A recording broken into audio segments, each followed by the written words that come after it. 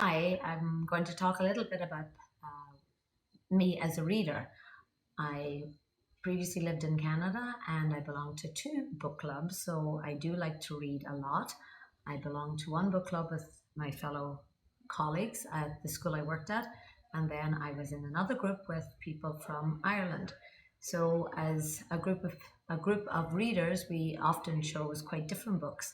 The book I'm going to talk about was one I read with my fellow teachers, and the book was written by an Ojibwe Indian. It's called Ragged Company, and the author's name is Richard Wagoness.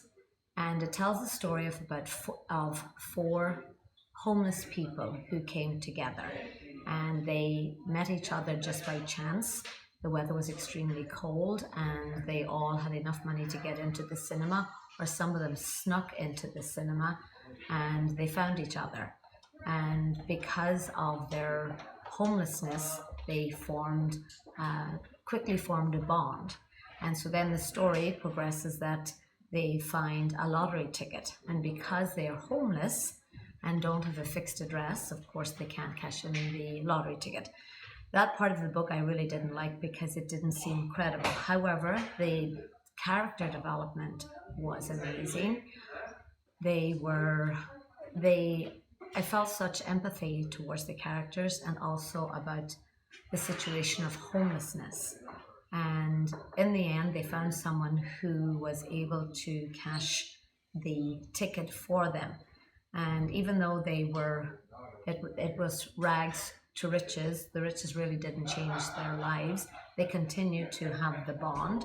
Some died in the end. But the thing I felt very emotional about it. And I remember going to my book club meeting and was trying to finish the book on the SkyTrain into Vancouver. And I remember sitting there crying as one of the characters was dying.